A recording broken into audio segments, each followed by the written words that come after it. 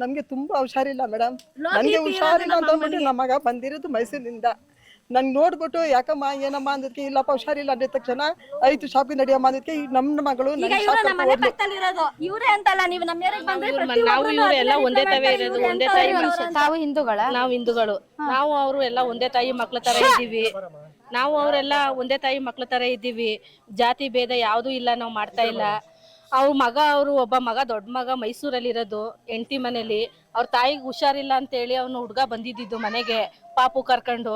ಆಗ ಏನು ಇಷ್ಟು ಗಲಾಟೆ, ಅಷ್ಟು ಜನ ಹೋಯ್ತಾರೆ ಅಂತ ಹುಡ್ಗ ಮಗುನ ಅವ್ರ ತಾಯಿ ಕೈ ಕೊಟ್ಟು ಓಡ್ ಬಂದ ತಕ್ಷಣನೇ ಜಗಳ ಎಲ್ಲ ಮುಗ್ದೋಗಿತ್ತು. ಎಲ್ಲ ಕಲ್ಲು ತೂರಾಟ ಆಗಿದೆ, ರೋಡಲ್ಲೆಲ್ಲ ಅಲ್ಲಿ ಬ್ಲಾಕ್ ಮಾಡಿ ಎಲ್ಲ ಮಲಗಿದ್ರು ಜನ ಎಲ್ಲ. ಆಮೇಲೆ ಇವ್ನು ಚಿಕ್ಕ ಹುಡ್ಗ ಜಿಮ್ಮಿಂದ ಬಂದು ಫ್ರೆಶ್ ಅಪ್ ಆಗಿ ಹೋಯ್ತು, ನೋಡ್ಕೊಂಬರ್ತೀನಿ ಅದೇನು ಗಲಾಟೆ ಅಂತ.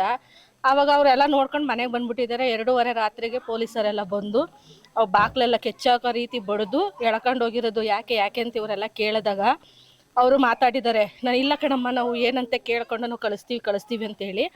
ಆಗ ಒಬ್ಬ ಹುಡುಗನ ಕಾಲರು ಬಟ್ಟೆ ಎಲ್ಲ ಹಿಡಿದು ಜೀಪಲ್ಲಿ ಹಾಕಿ ಕರ್ಕೊಂಡು ಹೋಗಿದ್ದಾರೆ ಮೇಡಮ್. ಅವ್ರ ತಾಯಿ ತುಂಬ ಹುಷಾರಿಲ್ಲ. ಆ ಥರ ಹುಡುಗರ ಎಲ್ಲ ಅವ್ರು ಆಯ್ತು, ಅವ್ರ ಕೆಲಸ ಆಯ್ತು, ಹುಡುಗ ಮನೆ ಆಯ್ತು, ಗ್ಯಾರೇಜ್ ಇಟ್ಕೊಂಡಿದ್ದಾರೆ. ಅಲ್ಲ ಮೇಡಮ್, ಈಗ ಇದು ಹಿಂದೂಗಳ ಕಂಡ್ರೆ ಮುಸಲ್ಮಾನರಿಗೆ ಒಂದು ಅಸಹನೆ ಯಾರೋ ಇರ್ಬೋದು ಮೇಡಮ್. ನಾವ್ ಆತರ ಇಲ್ಲ. ಅವ್ರು 8 ವರ್ಷ ಆಯ್ತು ನಮ್ಮ ಮನೆ ಹತ್ರ ಬಂದು ಒಂದೇ ತಾಯಿ ಮಕ್ಳ ತರ ಇದ್ದೀವಿ. ಆತರ ಯಾವ್ದು ನಾವು ಜಾತಿ ಭೇದ ಏನು ಮಾಡಿಲ್ಲ, ಚೆನ್ನಾಗಿದ್ದೀವಿ ನಾವು. ಅವರು ಎಲ್ಲ ಅವ್ರ ಮನೆಗೆ ನಾವು ಹೋಗ್ತೀವಿ, ನಮ್ಮ ಮನೆಗೆ ಅವ್ರು ಬರ್ತಾರೆ, ನಾವು ಚೆನ್ನಾಗಿದ್ದೀವಿ ಮೇಡಮ್ ಅವರೇ. ಓಕೆ, ನಾನ್ ನಿಮ್ಗೆ ಎಲ್ಲ ಕೇಳೋ ಪ್ರಶ್ನೆ, ತಾವೆಲ್ಲರೂ ಕೂಡ ಮಕ್ಕಳನ್ನ ಮದ್ರಸಾ ಕಳಿಸ್ತೀರಿ, ಮಸೀದಿಗಳಿಗೆ ಕಳಿಸ್ತೀರಿ.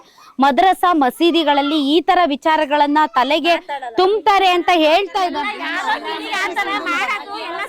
ಹಾಗಾದ್ರೆ ಮಸೀದಿಯಿಂದ ಕಲ್ಲು ಹೆಂಗ್ ಬರುತ್ತೆ ಮೇಡಮ್?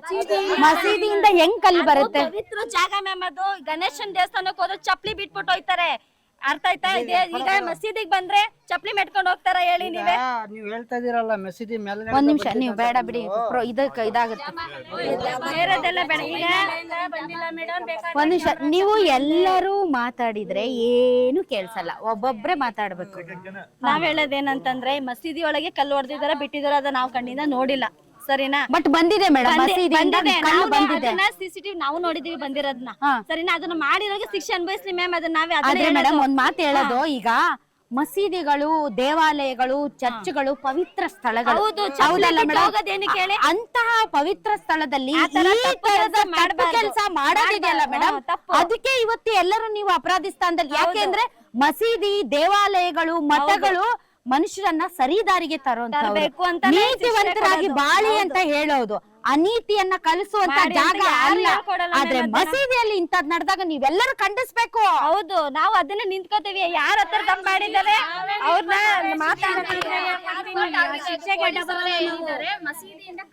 ಇಲ್ಲ, ಯಾರು ಹೇಳಿಲ್ಲ, ನೀವೇನೇನೋ ಮಾತಾಡ್ಬೇಡ.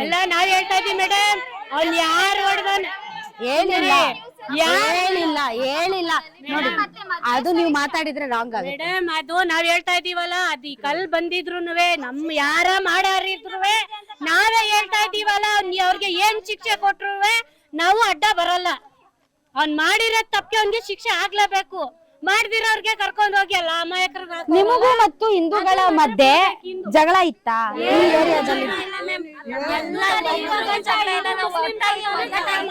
ಅದೆಲ್ಲ ಸುಳ್ಳು ಹೇಳ್ತಾರೆ. ಅದು ಮುಸ್ಲಿಂ ಹಿಂದೂಗೆ ಸುಳ್ಳು ಹೇಳ್ತಾರೆ. ಏನು ಇಲ್ಲ.